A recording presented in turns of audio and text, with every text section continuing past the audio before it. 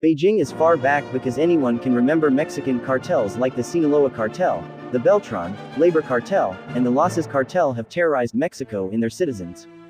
They've been known to use brutal violence and insane torture as weapons to aid their quest for wealth, territory, and power, not minding that their actions are painting the streets of Mexico blood-red. Victims who find themselves in the hands of these dangerous cartel members are kidnapped and then either beaten, burnt alive, or worse.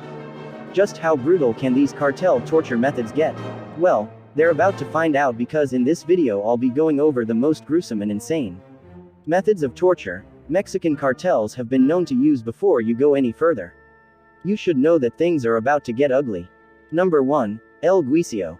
The stew. While all your knowledge about stew probably involves a tasty meal, the stew prepared by the Mexican cartel members is anything but that. To prepare the stew, a huge barrel is filled with water and concentrated sulfuric acid, causing it to boil and spit dangerously hot liquid.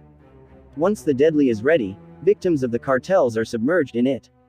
Whilst still breathing, as you can imagine, they would immediately begin to experience pain so excruciating that it would ultimately lead to a slow death. Seeing how the torture technique is centered around cooking people alive, it makes sense that it's called the stew or El Guiso. While the originator of this deadly torture technique remains unknown, a few cartel members have become infamous for using El Guiso as they prefer torture technique. One of such men is a former member of the Sinaloa cartel, Santiago Mesa Lopez. So the Argo was arrested in 2009 and he confessed to the killing and disposing of over 240 people during his active years. Santiago was popularly known in the streets as El Pizarro. The stew maker reportedly earned the nickname because he was responsible for cooking people alive for cartels. According to his statements, did not torture people this way because he wanted to. He claimed he was merely following orders from other highly placed, partial officials, but I guess we won't ever know for sure. Another highly placed cartel member who favored stew making was the leader of Los Ravino, or later, 40. As he is also known, seeing how Trevino established himself as a cruel and bloodthirsty psychopath shortly after he assumed leadership of the Los Zetas cartel, it is not hard to see why he turned to using El Guiso. Number 2. Waterboarding. The Huacanazo. Traditionally, waterboarding has been around since the 16th century. It was especially used by the Spanish Inquisition at the time to get a confession from perceived criminals, but today the cartels have added a deadly, Mexican twist to it. On its own, waterboarding is a cruel punishment that involves pouring water on a cloth, placed over the face of the individual being punished. This in turn restricts the breathing of the captive. This torture technique forces the trauma of drowning as well as causing extreme pain to its victims. It also causes lung damage, brain damage as a result of oxygen deprivation, and of course, psychological trauma. What could be worse than this? You ask. Well, I was just getting to that in a bit. To inflict unspeakable suffering on those who stand in their way, the Mexican cartels took this already wicked and twisted act further, adding a taste of pain to the dreadful sensation of drowning. Is essentially same waterboarding torture technique, but instead of using normal water or tile members, good use carbonated water, sometimes spiced with hot chili peppers. The water is usually poured at intervals to prevent death and prolong the torture for as long as possible.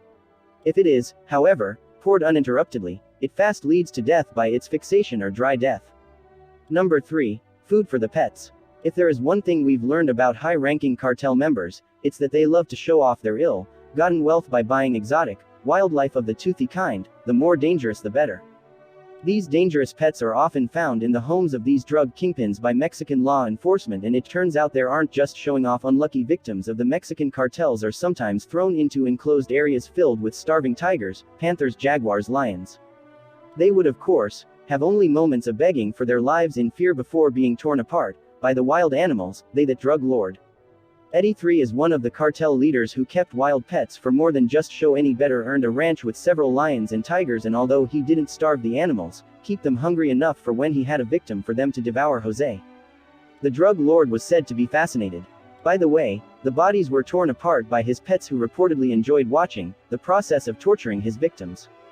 Those unfortunate enough to be heard about those victims often gave him whatever he wanted before being torn apart, but more often than not, it was the pleasure of their painful deaths he wanted the most. And before face peeling skinny humans, as a form of torture that has been practiced since 800 BC.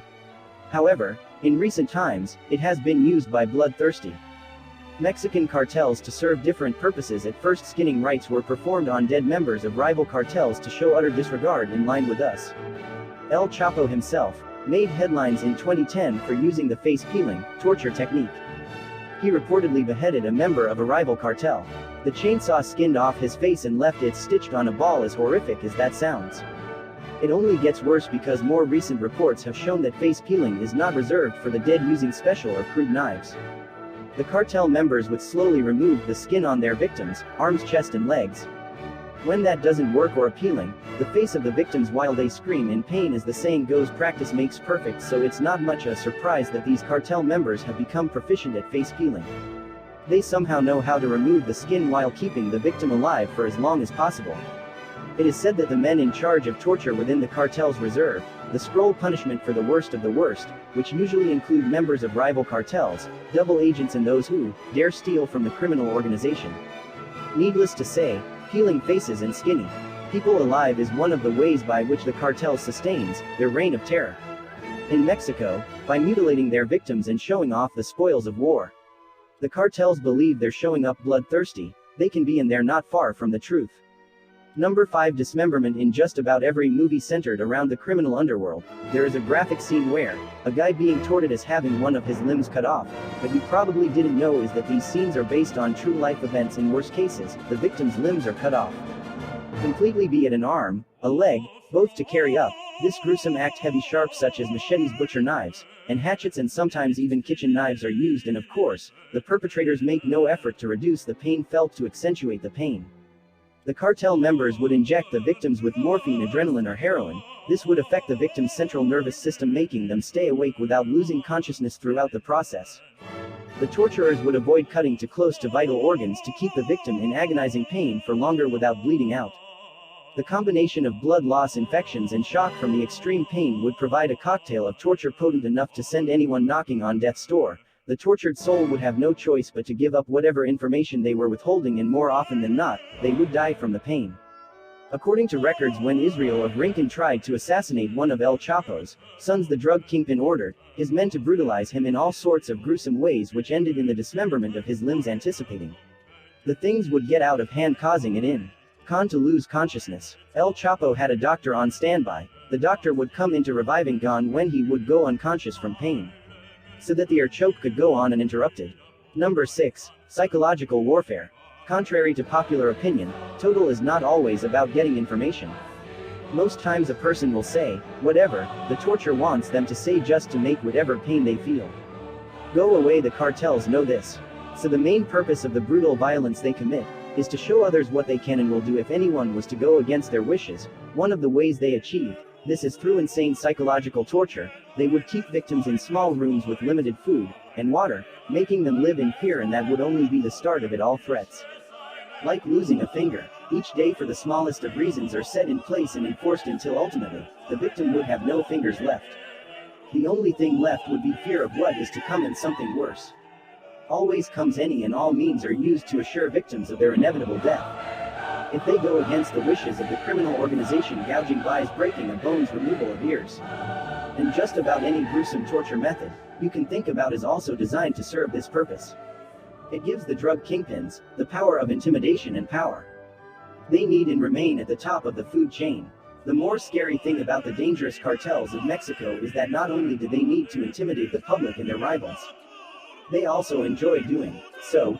This is pretty evident in the case of the woman who is kidnapped by the Knights Templar cartel. She was made to watch as a husband was burned alive for the blowtorch, then decapitated and cut up into pieces. Shortly after, the gang members brought in 4 more victims when they killed in the same way, all the while making sure she watched it all the men of the underworld dump all the victims' remains into a ditch and proceeded to sexually assault the already traumatized women. There, having done all these, the caught members decided to let her go free, saying it would cause more pain to leave her alive and unable to sleep for the rest of her life.